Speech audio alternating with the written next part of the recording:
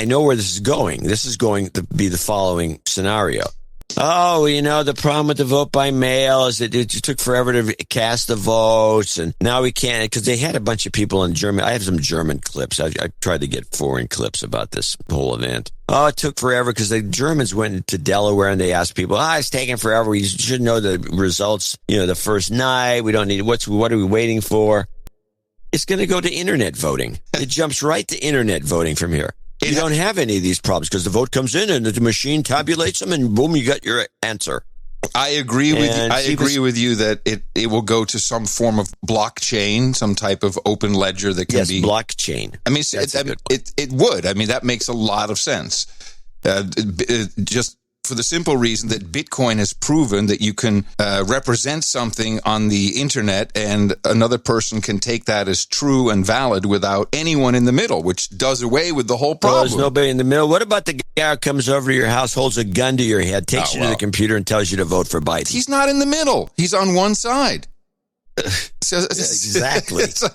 Or the big vote parties. Let's have a vote party. Let's bring everybody. This is an old Democrat trick. This is what they used to do in the South. Mm-hmm. They used to round up, the blacks, and they'd bring them in and have them vote. And then they'd take their votes, and if they didn't like what they saw, they'd throw them out or not. And then they'd put them into the hopper, and they'd win the election all the time. I mean, it's so Democrat-style corruption. It's not even funny. And internet voting will be 10 times worse. No wonder all the tech companies are on it, because they're the ones that are going to have to be manipulating the vote. Oh, yeah. Well, of course, we know how they do that. Dr. Epstein already testified in Congress. I mean, that's actually quite simple the way they do that. Well, we know how they do it. They took down our animated no agenda. Yeah, there you go, bastards.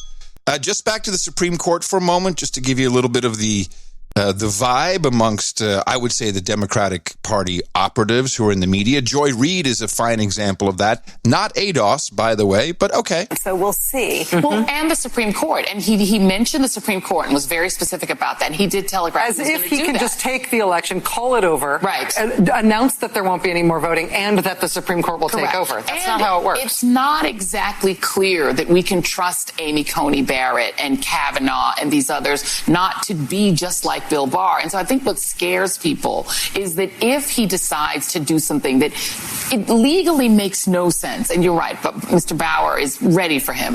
But if somehow they manage to stumble into the Supreme Court, do any of you guys trust Uncle Clarence and Amy Coney Barrett and those guys to... Uncle Clarence? She said Uncle Clarence. Yes, she did. What a racist pig she is. Isn't that unbelievable? Mo sent that to me this morning. He says, the lynching continues. Unreal. I mean, I know you don't like Uncle Clarence, but man, that's calling someone an Uncle Tom. I mean, that's almost as good as the C word in this context. Yeah, on no agenda.